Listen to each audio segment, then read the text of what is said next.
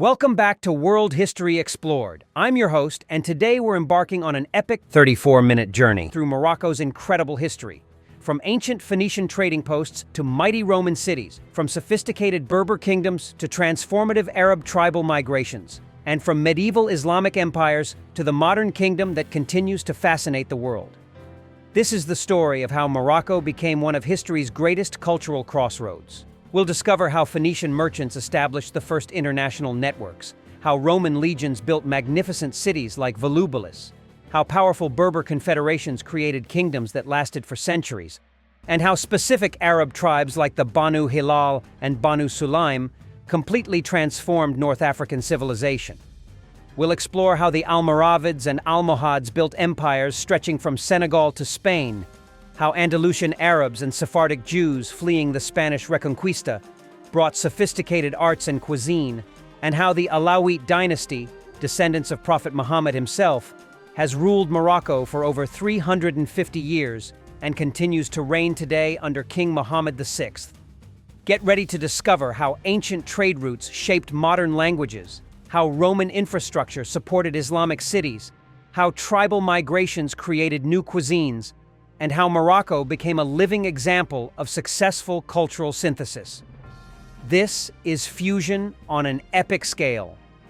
Phoenician foundations, the first international networks. Our story begins around 1200 BCE with the Phoenicians, those master traders of the ancient world who created the first truly international commercial networks in human history. Morocco's strategic location, controlling the strait between Africa and Europe, made it irresistible to these seafaring merchants. The Phoenicians weren't conquerors, but businessmen seeking profit and strategic trading posts. Around 800 BCE, they established settlements along Morocco's Atlantic and Mediterranean coasts. Lixus, near modern Larache, became one of their most important Atlantic bases, a city that would remain significant for over 1,500 years. Tingis, modern Tangier, was even more crucial. Positioned at the narrowest point between Africa and Europe, it controlled maritime traffic between the Mediterranean and Atlantic. Phoenician Tingis became a cosmopolitan hub where merchants from across the Mediterranean world met African traders carrying gold, ivory, and exotic animals from the interior. But the Phoenicians' greatest contribution wasn't their cities. It was their introduction of alphabetic writing to North Africa.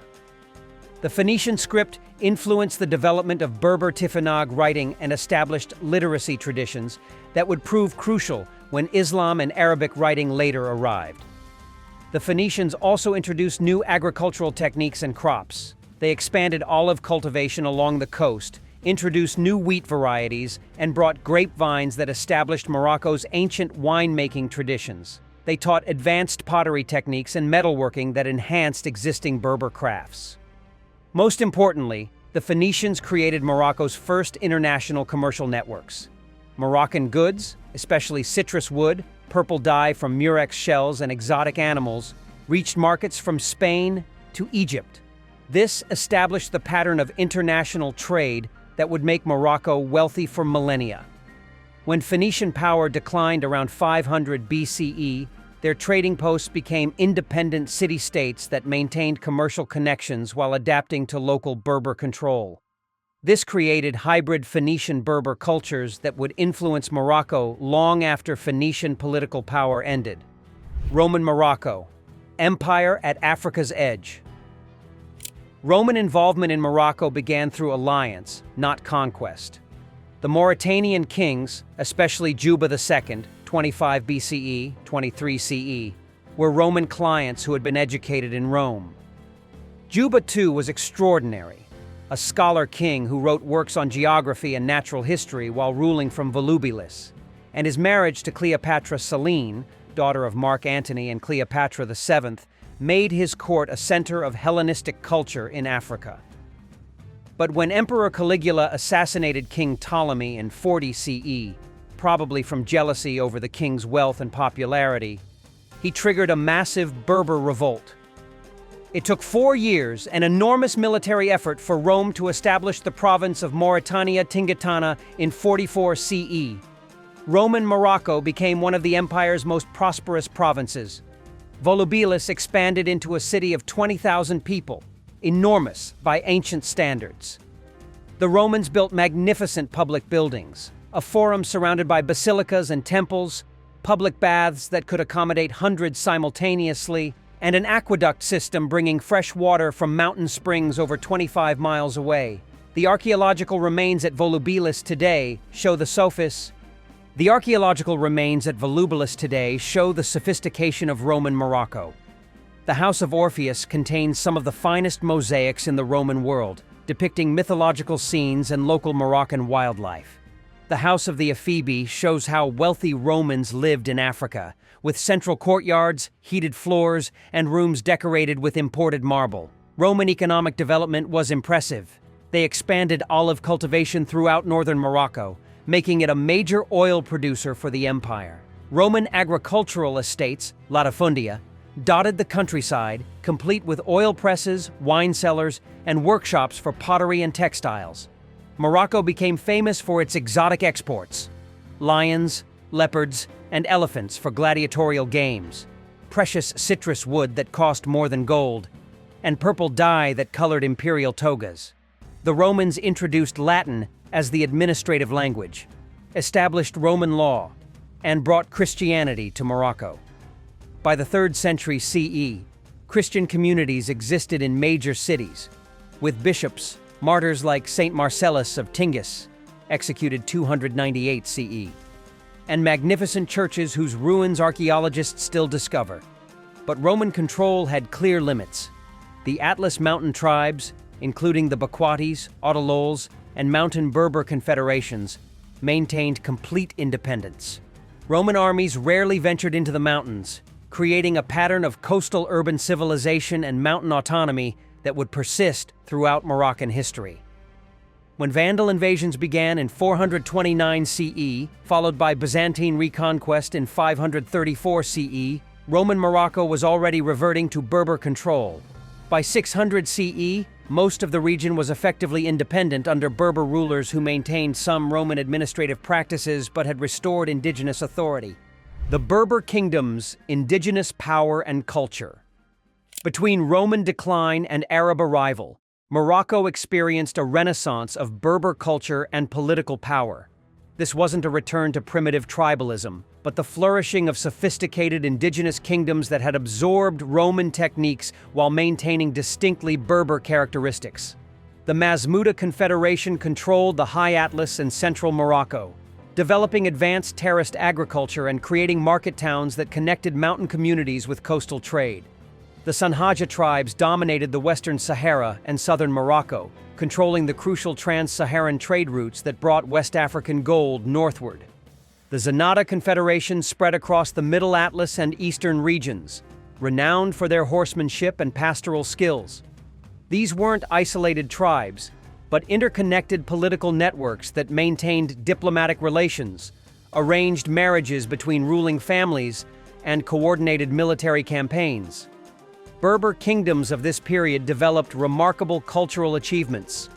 They refined the Tifinagh writing system, created sophisticated oral literature traditions, and developed architectural styles that blended Roman techniques with indigenous aesthetics. The Kiasaor, fortified granaries, and Kaysars, fortified villages that dot the Atlas Mountains today often date from this period. Berber society was notably egalitarian compared to contemporary European or Middle Eastern societies. Women could inherit property, participate in tribal councils, and exercise significant political influence. Queen Tin Hinan, whose tomb in the Sahara contained golden jewelry and Roman coins, exemplifies the power and wealth that Berber women could achieve. The Berbers also perfected agricultural techniques suited to Morocco's diverse environments. In the mountains, they created terraced fields and sophisticated irrigation systems. In the Sahara, they developed oasis agriculture that maximized limited water resources. Along the coast, they maintained the olive groves and wheat fields established by Romans, while adding their own innovations. Religiously, this period was diverse. Some Berber communities remained Christian, others practiced traditional Berber religions centered on ancestor veneration and natural spirits, and some had adopted syncretic beliefs that combined various influences.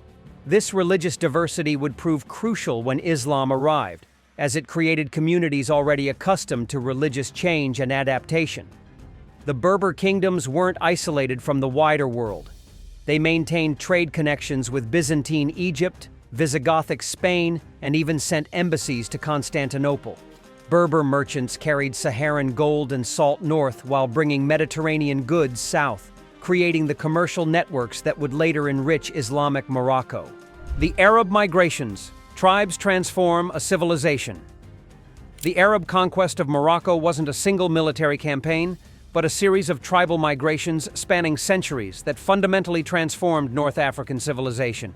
Let's explore exactly which Arab tribes came, when they arrived, and how they created modern Morocco. The first wave, military conquest and settlement, 681 to 711 CE. The initial Arab expedition in 681 CE was led by Uqba ibn Nafi, the legendary general who declared at the Atlantic Ocean, "O God, if this sea had not prevented me, I would have continued fighting for your cause." But systematic conquest began with Hassan ibn al-Numan and Musa ibn Nusair between 695 to 711 CE. These early expeditions brought Arab warriors primarily from Syria and the Hijaz, members of established military tribes like the Banu Umayyah, the ruling Umayyad clan, elite Qurayshite families from Mecca, and Ansar tribes from Medina who had supported Prophet Muhammad. They also included South Arabian tribes, the Banu Tai, Banu Laham, and branches of the Great Himyar Confederation known for their administrative skills. The conquest wasn't easy. The legendary Berber queen Dihya al-Kahina led fierce resistance from 695 to 702 CE, controlling a confederation that stretched from Algeria into Morocco. Her scorched earth tactics nearly forced Arab withdrawal, but her defeat opened Morocco to permanent Arab settlement. The Great Bedouin Migration, Banu Hilal and Banu Sulaim, 11th century. The most transformative migration came in the 11th century with the arrival of the Banu Hilal and Banu Sulaim, massive Bedouin confederations that historians call the Second Arab Conquest of North Africa. These tribes, originally from the Najd region of Arabia, had settled in Egypt before being encouraged by Fatimid caliphs to migrate west. The Banu Hilal, numbering in the hundreds of thousands, spread across central and southern Morocco, bringing pure Arabian pastoral culture, poetry traditions, and dialects that would permanently influence Moroccan Arabic. The Banu Sulaim settled primarily in eastern Morocco and the Sahara, establishing the Arab presence in desert regions that continues today. Sub-tribes like the Banu Raya, Banu Zugba, and Banu Athbaj each controlled specific territories and maintained distinct tribal identities while intermarrying with local Berber populations. Other significant Arab lineages. The Banu Makil, an Arabian tribe that arrived in the 13th century, became particularly influential in southern Morocco and the western Sahara. They brought camel-herding techniques and desert survival skills that enhanced trans-Saharan trade capabilities. Various branches of the Banu Quraysh, Prophet Muhammad's tribe, migrated to Morocco throughout the early Islamic period. These included the ancestors of the Idrisid dynasty, the Banu Hashim branch through Idris ibn Abdallah, and later the Alawites, another Hassanid branch claiming descent from Hassan ibn Ali. Cultural and linguistic transformation. These Arab migrations created the foundation of modern Moroccan culture. Arabic became the language of religion, law, and social advancement. But Moroccan Arabic absorbed massive Berber influences. Modern Darija contains thousands of Berber words, especially for geography, atlas, Qasim mountain, agriculture, argan, as an oil tree, and daily life. The Arabs revolutionized Moroccan agriculture and cuisine. They introduced advanced irrigation systems like kataras, underground channels, new crops including rice, citrus fruits, and sugar, and spices that would define Moroccan cooking. Cumin, coriander, cinnamon, saffron, and the complex blend Ras El Hanout. Cooking techniques evolved dramatically. The tagine developed as Berber clay-working traditions combined with Arab slow-cooking methods and spice combinations.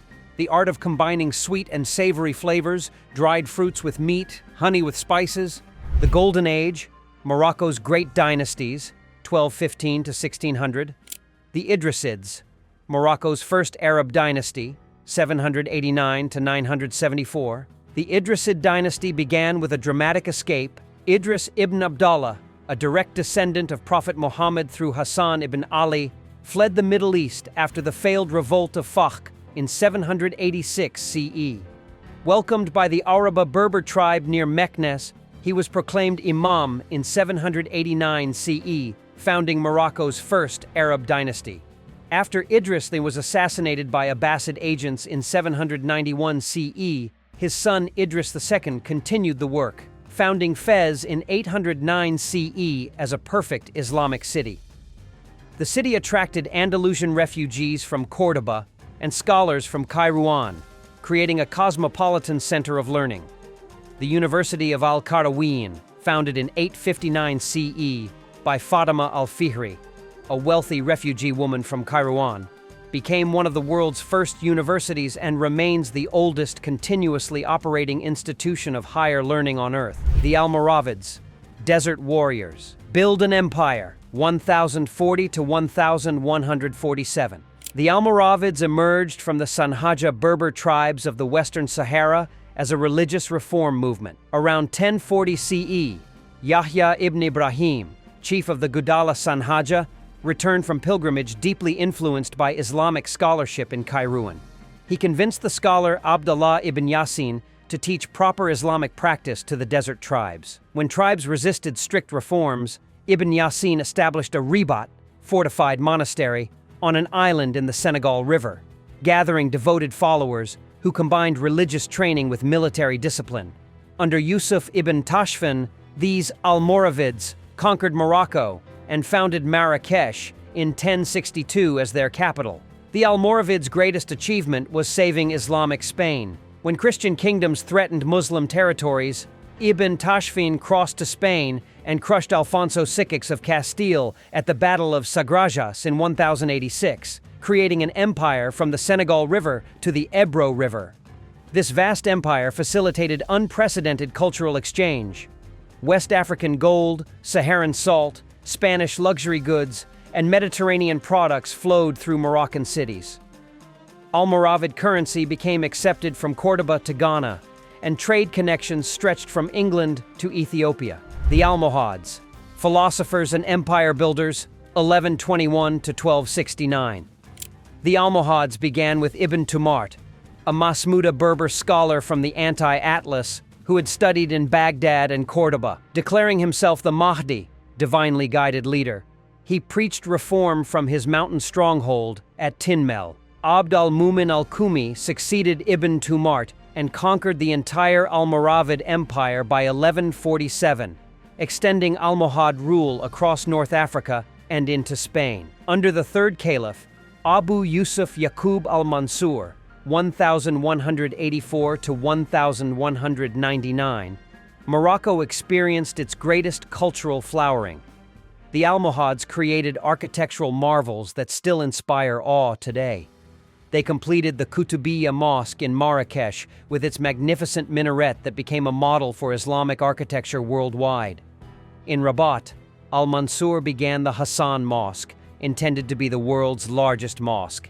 In Seville, they built the Giralda, originally a minaret, now one of Spain's most famous landmarks. The intellectual achievements were equally remarkable. The great philosopher Ibn Rushd, Averroes, served as chief judge in Seville and Córdoba under Almohad patronage. His Arabic commentaries on Aristotle were translated into Latin and Hebrew, profoundly influencing medieval European thought. Thomas Aquinas, Maimonides, and other great medieval thinkers all engaged with Ibn Rushd's ideas. The Marinids, masters of art and learning, 1244 to 1465. The Banu Marine, originally Zenata Berbers from the eastern borderlands, conquered the Almohads and made Fez their capital. Unlike their predecessors, the Marinids weren't driven by religious reform, but by cultural achievement and artistic excellence. The Marinids transformed Fez into one of the Islamic world's greatest centers of learning and art. They built magnificent madrasas, Islamic schools, that weren't just educational institutions but architectural masterpieces. The Bu Inania Madrasa, completed in 1355, is considered one of the finest examples of Islamic architecture anywhere. Under the Marinids, Moroccan crafts reached unprecedented sophistication. Fez leather became renowned throughout Europe and the Islamic world. Moroccan carpets, with their distinctive geometric patterns blending Berber tribal motifs with Islamic artistic principles, were prized from Spain to Egypt. The art of zeli, geometric tile work, reached perfection, creating mathematical patterns of stunning complexity. Hey there, World History Explored family! We're witnessing incredible empires that shaped not just Morocco, but the entire medieval world. If you're loving this deep dive into these amazing civilizations, please hit that like button. It really helps the channel grow and reach more history enthusiasts like yourself. And if you haven't subscribed yet, make sure to hit that subscribe button and ring the notification bell so you never miss our historical adventures. We've got so much more epic history to explore together. Now let's continue this incredible Moroccan story. The Saadians. The Restoration, 1549 to 1659. After a period of fragmentation and foreign intervention, the Saadian dynasty restored Moroccan unity and independence. The Saadians were Arab sharifs from the Drâa Valley who claimed descent from Prophet Muhammad through Hassan ibn Ali. Under Ahmad al-Mansur, 1578 to 1603, Morocco reached new heights of wealth and international influence. His victory over the Portuguese at the Battle of the Three Kings in 1578 eliminated Portuguese threats and provided enormous wealth. Al-Mansur used this to launch expeditions across the Sahara, conquering Timbuktu and Gao and controlling the trans-Saharan gold trade. The Saadian tombs in Marrakech, with their marble columns and intricate stucco work, show the incredible wealth and artistic sophistication of this period. Al-Mansur's court attracted diplomats and merchants from across Europe and the Islamic world. The Andalusian exodus, Arabs and Jews, transformed Morocco. The fall of Islamic Spain created one of history's most significant refugee movements and one of Morocco's greatest cultural enrichments. When Christian kingdoms completed the Reconquista, waves of Andalusian Arabs and Sephardic Jews transformed Moroccan society forever. Early Andalusian migrations. The process began centuries before 1492. After major Christian victories like the fall of Cordoba in 1236, educated Arab families fled to Morocco. These included the Banu Marin, who established the Marinid dynasty, prestigious lineages like the Banu Zanata, and scholarly families who had preserved Andalusian learning traditions. Each wave brought specific expertise. Andalusian architects introduced the sophisticated makarnas, honeycomb vaulting, and geometric patterns that define Moroccan Islamic architecture. Musicians created the Al-Ala tradition, preserving medieval Arabic poetry and Andalusian melodies that are still performed today. Craftsmen brought advanced techniques in silk weaving, metalwork, and ceramics. The Great Exodus of 1492. When Ferdinand and Isabella conquered Granada in 1492, the final exodus was massive. Approximately 100,000 Andalusian Muslims and 20,000 Sephardic Jews crossed to Morocco within a few years, representing one of the largest refugee movements in medieval history. The Andalusian Arabs included members of Morocco's most prestigious families: the Banu Ashkalula from Granada, the Banu Sara from Cordoba, the Banu Khazraj from Seville, and the Banu al-Ahmar, former rulers of Granada. Many claimed descent from the original Arab conquerors of Spain or from Prophet Muhammad's companions, giving them high social status in Morocco. These refugees didn't just seek shelter, they rebuilt entire cities. In Tetuan, Andalusian refugees created Little Granada, with distinctive white buildings, Andalusian gardens, and urban planning that replicated their lost Spanish cities. In Fez, the Andalusian quarter became synonymous with sophisticated culture and refined arts. Sephardic Jewish contributions. The Sephardic Jewish refugees brought equally rich traditions. Families like the Toledanos, Benzakens, Corcos, and Ibn Danans became influential merchants, craftsmen, and court advisors. They introduced new metalworking techniques, expanded textile production, and created Morocco's legendary tradition of religious tolerance. Jewish communities established mellahs, Jewish quarters, in cities like Fez, Meknes, and Essaouira that became integral parts of Moroccan urban culture. They maintained Hebrew and Ladino, Judeo-Spanish, while adopting Moroccan Arabic, creating trilingual communities that facilitated international trade. Culinary revolution. The Andalusian influence on Moroccan cuisine was revolutionary. Refugees brought sophisticated cooking techniques developed in the courts of Córdoba, Seville, and Granada. They introduced the art of making warqa, paper-thin pastry, for pastilla, advanced bread-making techniques, and new varieties of fruits and vegetables. Dishes now considered quintessentially Moroccan emerged from this fusion. Complex couscous preparations with 7 vegetables, delicate fish tagines with preserved lemons and olives, and sophisticated pastries combining sweet and savory elements. Sephardic cooking traditions influenced Moroccan sweets and holiday foods, while Andalusian ceremonial traditions refined the preparation and serving of mint tea. The Alawite dynasty, 350 years of continuous rule. In 1666, Morocco entered a new era under the Alawite dynasty, and they're still ruling today under King Mohammed VI, making them one of the world's longest-reigning royal families. The Alawites are Sharifs claiming direct descent from Prophet Muhammad through his grandson Hassan ibn Ali. Origins and early rule. The Alawites originated in the Tafilalt oasis in southeastern Morocco, where they had settled in the 13th century as part of the broader movement of Hassanid Sharifs seeking refuge from political upheavals in the Middle East. Moulay Ali Sharif, recognized as a Sharif by local Ait Ada and other Berber tribes, began the gradual expansion that would unite Morocco under Alawite rule. Moulay Rachid, 1666 to 1672, completed the conquest of Morocco, but it was his brother Moulay Ismail, 1672 to 1727, who transformed the country. Ismail established his capital at Meknes, building massive walls, monumental gates like Bab Mansour, and palaces designed to rival Versailles in grandeur. Ismail created the Abd al-Bukhari, a professional army of elite African soldiers numbering over 150,000. This force, trained from childhood and completely loyal to the Sultan, allowed Morocco to maintain independence while European powers colonized much of Africa and Asia. Ismail maintained diplomatic relations with Louis XIV, Emperor Leopold I, and other European powers while preserving Morocco's Islamic character. Navigating European pressure. Later, Alawite rulers faced increasing European pressure while maintaining sovereignty.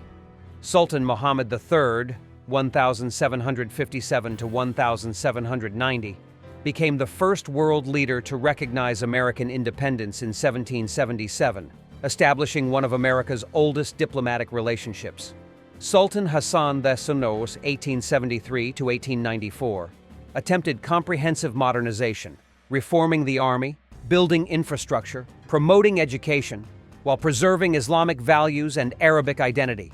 But European pressure was relentless. The colonial period and resistance. Despite Alawite efforts, Morocco became a French and Spanish protectorate in 1912. But unlike Algeria, Morocco remained a protectorate with Sultan Moulay Yusuf, 1912 to 1927, maintaining formal sovereignty.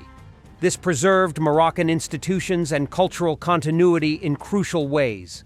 Sultan Mohammed V, 1927 to 1961, became the symbol of independence and Alawite legitimacy.